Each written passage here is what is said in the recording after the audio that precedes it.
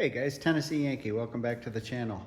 Hey, I just picked up this weekend a new to me 2022 Yamaha Zuma 125. So had the opportunity to upgrade and decided to go for it. I've had the 50 for about 3 years now, but wanted to upgrade to a little more power, so I thought it'd be a unique opportunity, since I still have both bikes here, to kind of do a comparison and show you the differences between the two. So let's get after it. So starting with the frame, guys, you can see the 125 sitting next to the 50 is quite a bit more stout. It's certainly a taller bike, not by too much. Still comfortable sitting on it, you know, reaching down to the floor, but it is a little bit higher.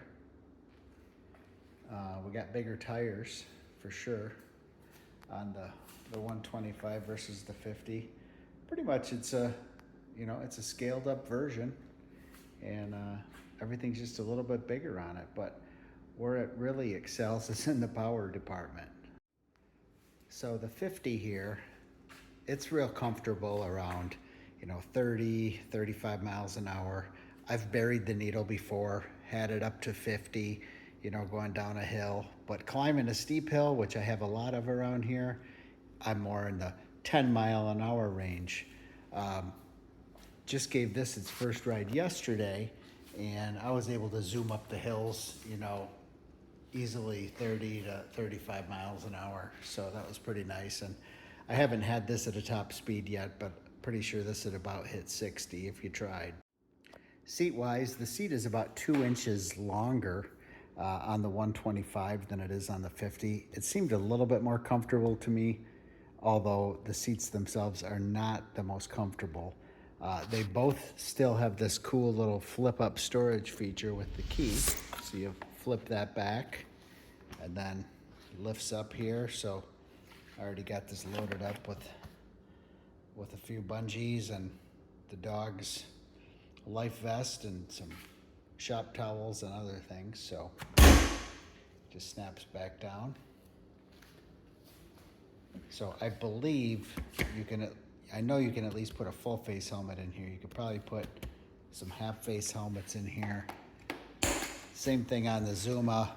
You got a pretty generous storage area here.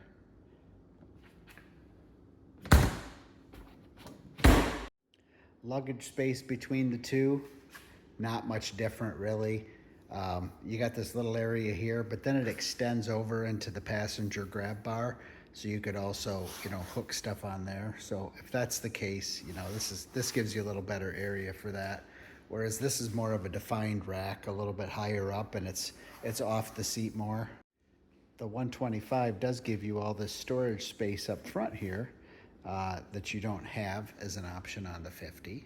So that's something to keep in mind. They do have nice little hooks here too that you could put a bungee in. So you can hook in here, and then underneath here, there's holes as well that you could hook into. Talking about the ride quality, yesterday I noticed that the suspension is certainly a little bit beefier on the bike. It felt way more cushiony of a ride. Floorboard on the 125 is quite generous.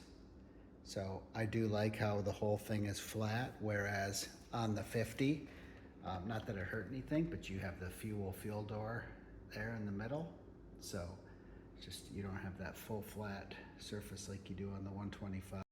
They both have this nice little feature that you can hook bags or whatever to. I personally use this to hook my dog's collar there, and that keeps him planted to me, sitting on my lap. And you got the same kind of thing on the 50 there. Let's talk about lights. You got a pretty substantial rear tail light there with your turn signals. Over here on the 50, you got a pretty good sized tail light too, a little narrower. Let me light them up for you here. So let's talk headlights. On the Zuma, you have a pretty large high beam headlight on the right-hand side of the bike as you're facing it. And on the left-hand side, as you're facing it, you got your low beam. So it's either one or the other, high beam or low beam. So you always have one bulb kind of out that looks like it was burnt.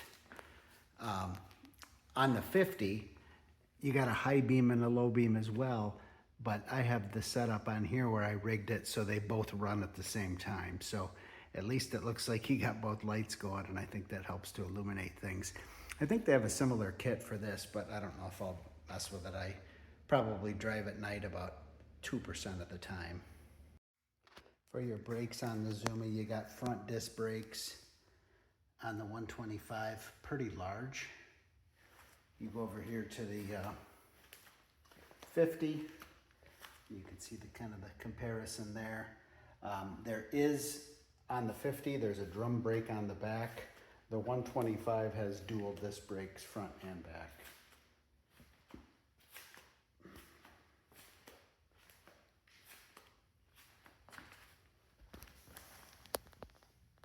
As you can see, the disc brakes there on this guy. Another nice feature with the 125 that you don't get with the 50 is the addition of a side kickstand. So that's kind of nice. It does have a built-in feature too. You can't put it down without the engine cutting off. So that's good. You can't accidentally start it when try to drive away with your kickstand down, I guess. So we talked a little bit about the floorboard sizes. One unique thing with the 125 is you do have push-out foot pegs. So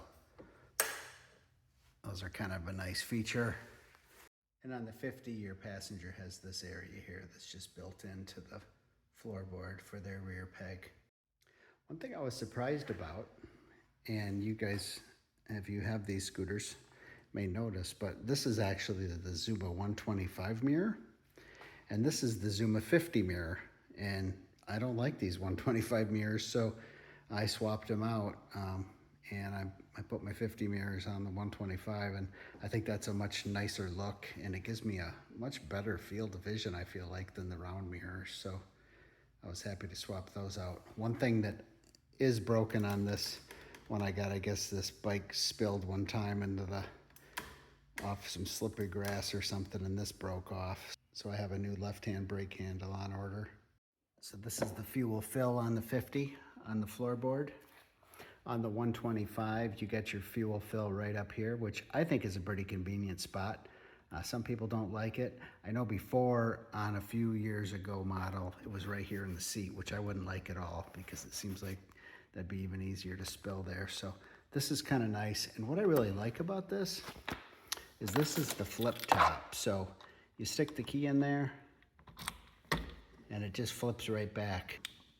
So it's really easy. Versus this one can be a little bit tricky sometimes when you stick the key in there. I've had problems trying to get it locked back in right. It works, but it takes a little bit more screwing around to try to get it.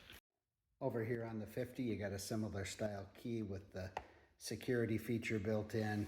You got the same thing over here on the 125 with a little security feature built into the key.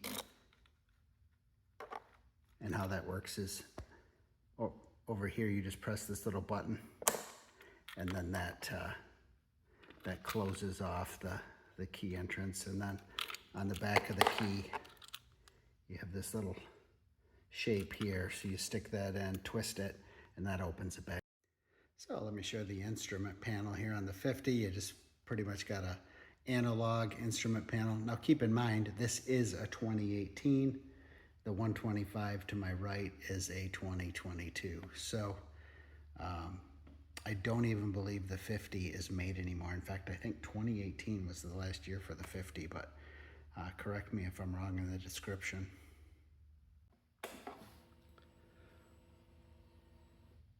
Over here on the 125, you can see you have a much more modern instrument panel.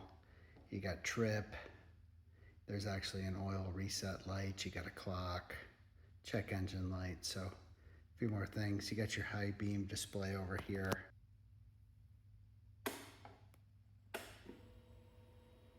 And then you also have your temperature gauge over here on this one as well.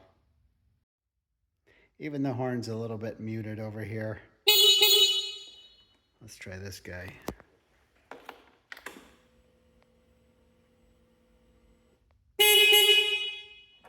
So the Zuma has this cool little pocket on the 50. They have the same thing here on the 125. So that's kind of nice. You could throw a bottle of water in there. I think the previous model to this, they actually did away with that.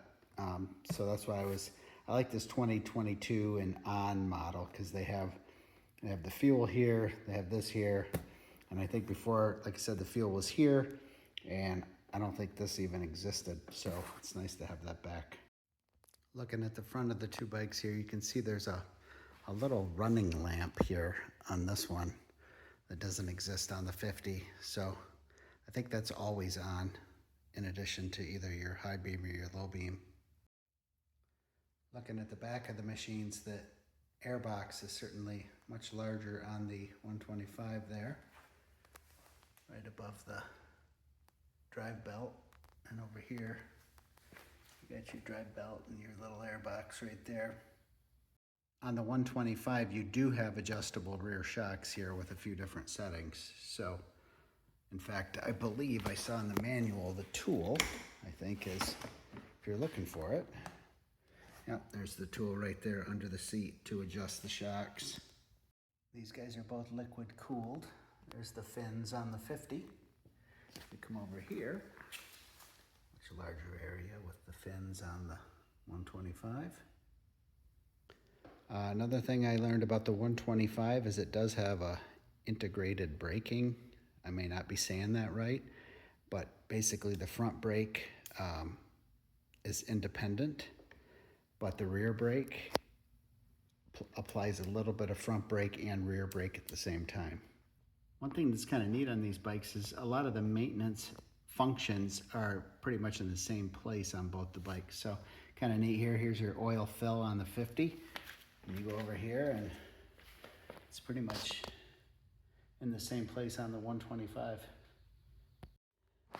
The 125 has a little added creature comfort here of a USB charger. So just a single USB there, which works out nice. The guy I bought it from left me his RAM mount, so nice little spot to put your phone. I really like the throttle handles on the 125 too. They're pretty large. And you got this end piece here that's stationary. Quite large compared to the 50 throttle. Insurance-wise, the bikes are pretty comparable. I had taken this bike and added the 125, and it changed my insurance rate by $3 a year. So that wasn't too bad. All right, guys, I don't feel like there's much else to show you other than to go ahead and start them up and let you hear them run. Hear the difference. There's certainly a difference between the two starters on them.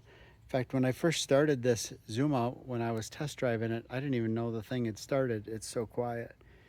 This one has a much more pronounced starter. So let's start the 50. Cranks right up, of course. That one more time.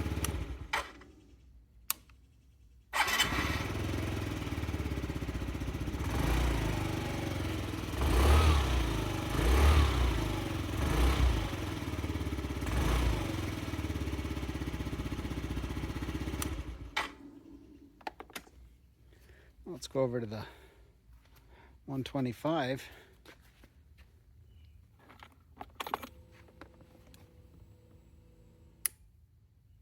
Listen how quiet this is.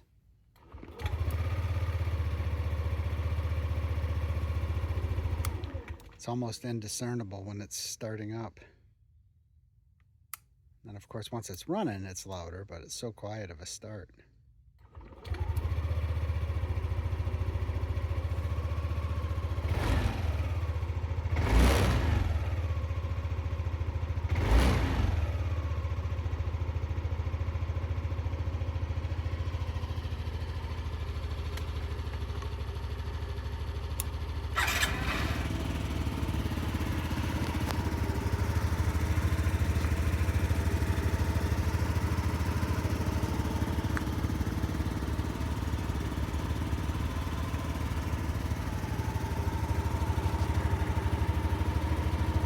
right, guys, there you have it. Not much else to share. If you got any questions, go ahead and put them in the comments. I'll be glad to get back to you.